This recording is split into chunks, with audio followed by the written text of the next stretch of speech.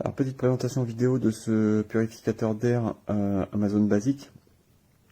Donc là déjà, voilà, comme on peut le constater, on est à mi-chemin entre un appareil compact et un appareil assez volumineux, dans le sens où dans la gamme du purificateur d'air, on a quand même des choses qui sont beaucoup plus volumineuses. Donc là, c'est quand même un appareil aux dimensions assez réduites, mais malgré tout, voilà, il ne saura pas se faire non plus trop discret dans une pièce.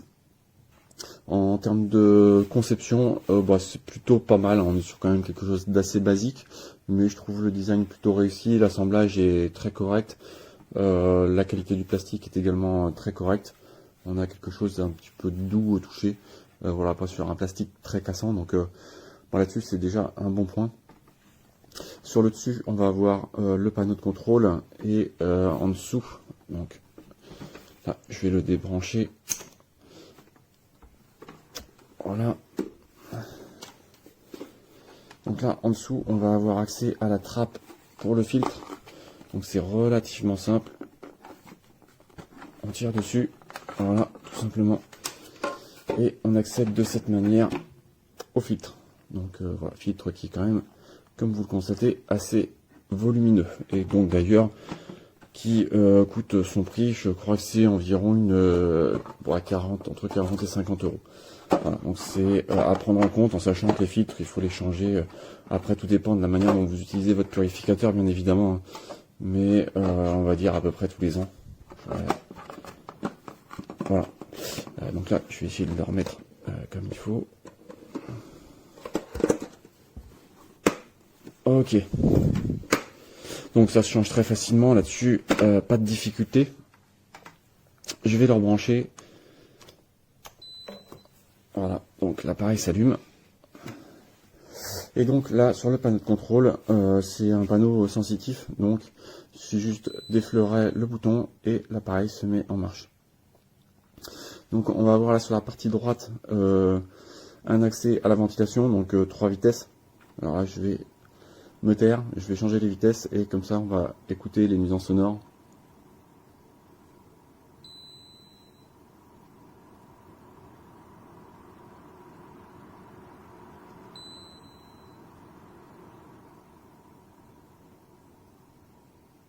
Voilà. Donc 3 niveaux de vitesse, un mode turbo.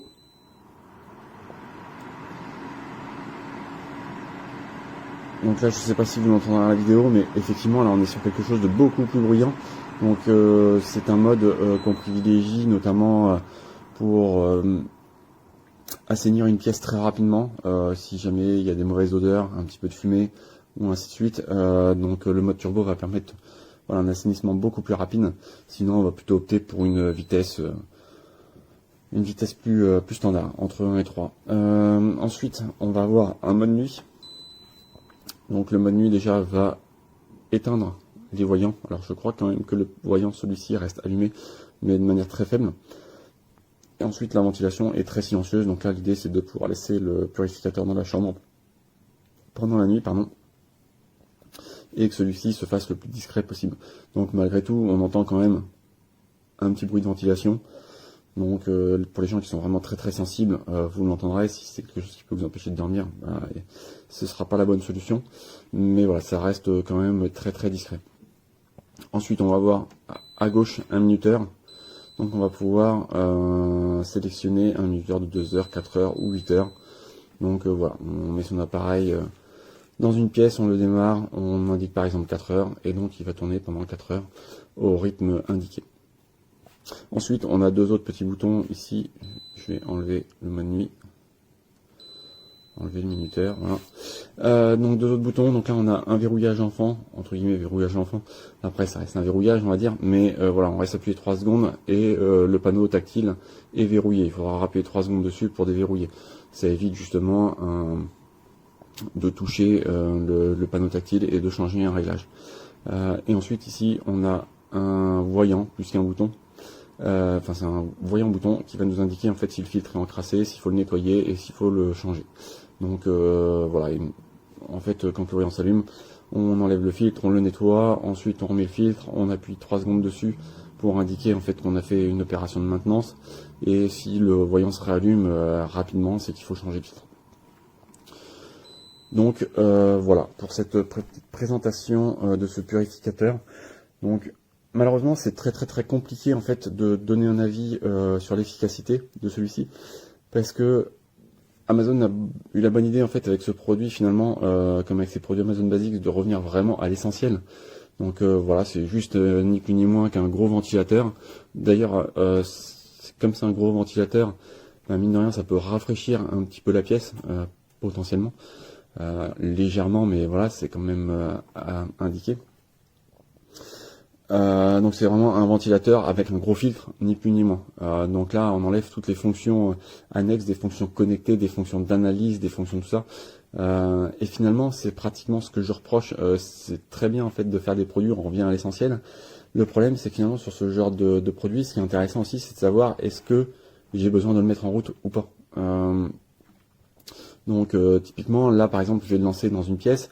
Alors effectivement, s'il y a un peu de fumée suite à la cuisine, une cuisson qui aurait généré un peu de fumée, s'il y a des mauvaises odeurs, encore une fois, parce qu'on a fait la cuisine, donc il y a des odeurs de nourriture. Donc là, clairement, on sait qu'il faut le mettre en route, mais sinon, en temps normal, par exemple dans une chambre, est-ce qu'on doit le mettre en route? Est-ce que la chambre est un peu polluée ou pas? Et là, le problème, c'est qu'en fait, on n'a absolument aucun indicateur. Et donc déjà d'une, on n'a aucun indicateur sur est-ce qu'on doit le mettre en route, et surtout, on n'a aucun indicateur qui nous révèle si la mise en route a été efficace finalement. Est-ce qu'on a réussi à diminuer la pollution de l'air ou pas? Et donc, moi, c'est ce que je reproche. Autant des fonctionnalités connectées et ainsi de suite, c'est assez optionnel. Autant la fonctionnalité d'analyse de la qualité de l'air, pour moi, elle l'est beaucoup moins. Donc, ce produit finalement perd un petit peu de son sens, dans le sens où, voilà, on ne sait pas si on doit le mettre en route ou pas, et combien de temps on doit le mettre en route, parce que encore une fois, si ça se trouve 2 heures c'est suffisant, si ça se trouve faut plus, faut moins, mais ne sachant pas en fait la qualité de l'air, finalement on est assez aveugle quant à l'intérêt et l'efficacité de ce purificateur. Donc moi finalement c'est son gros point faible, c'est finalement de ne pas proposer une fonctionnalité qui pour moi est malgré tout presque obligatoire sur ce genre d'appareil. Voilà. Donc j'espère que ce petit retour vous aidera et vous sera utile. Encore pour parler d'un dernier petit point d'ailleurs à ce sujet-là, finalement on peut se dire ok, on achète ça et on achète un petit capteur pour mesurer la qualité de l'air. Si vous avez ça chez vous, là du coup ça prend son sens, inutile d'acheter un purificateur d'air qui sera hyper équipé, hyper évolué, qui intégrera quelque chose que vous avez déjà chez vous, bien entendu. Et donc là ça fait tout son sens. Par contre, si vous n'avez pas ce genre de petit capteur, là encore voilà, c'est pour revenir sur son défaut principal. Là il sera clairement visible. Voilà, bon, je m'arrête là, j'espère que voilà, ce petit retour vous aidera et vous sera utile.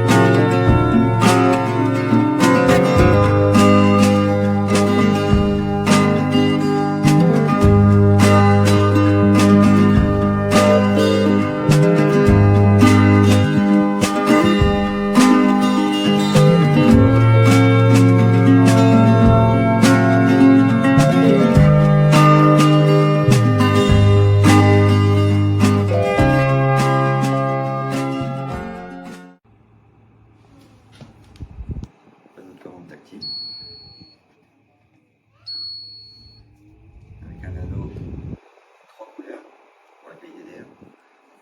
Bleu c'est bon, jaune c'est moyen et rouge déplorable. Là chez moi on est en bleu, il est en automatique, la puissance est vraiment minimale. Il n'y a vraiment pas de vent. On peut régler soi-même la puissance de ventilation.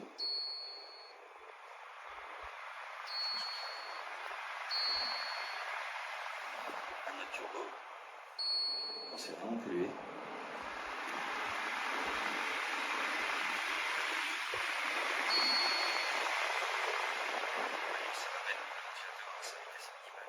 Tous les voyants vont s'éteindre, sauf la lumière, qui veut dire qu'on a moins de lumière. Le mode auto, ce mode va adapter la puissance du ventilateur par rapport à la qualité d'air. Si on est en bleu, on est finalement en puissance 1. Si on est en orange, on est en puissance 2. Si on est en rouge, en puissance 3. Ça c'est le minuteur.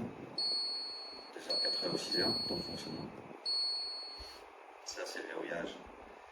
Bien utile pour les enfants. Ils ne peuvent pas dérégler le purificateur. Je crois que c'est 3 secondes. En auto. Consommation en automatique 5,6 watts, 5,9 watts. Consommation en mode turbo.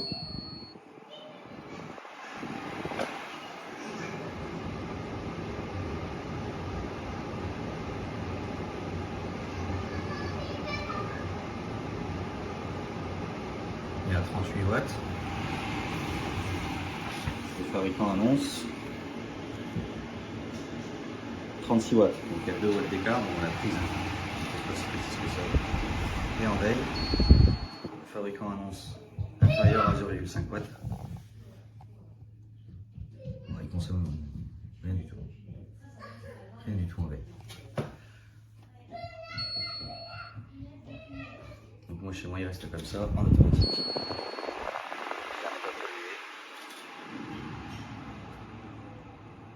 Il tourne H24 comme ça. Pour une conso de 5,6 watts, inférieur à 6 watts. Ça c'est bien. Bisogna spacchettare il filtro, chiaramente. Magari sarebbe meglio spegnerlo per il primo momento. Questo è il filtro al suo interno. Una volta spacchettato ricordatevi, perché se no poi metteva solo in castro, se solo premere per arrivare nella parte giusta, magari una volta inserito bene il filtro, ok, lo si gira. Scusate le riprese un po' spartane. Eccolo qua, questo qua è il pannello di controllo, la pressione silenzio, notturno, la mettiamo al massimo. L'orario 2 ore, 4 ore, 6 ore o infinito, il silenzio un po' parte. Notturno, sentite anche sotto purtroppo abbiamo l'aspirapolvere che gira. Il bloccaggio, le ventole le mettiamo al massimo.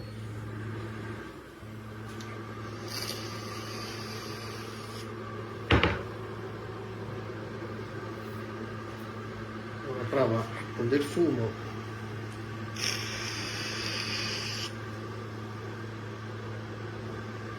E chiaramente, come si può pensare, non esce niente. Questa qua è l'uscita, chiaramente sembra funzionare abbastanza bene. Il rumore della massima potenza, il rumore della minima un attimo che si setta, praticamente silenzioso. Dovevo spegnere magari il robot. Questi suoni carini, non male.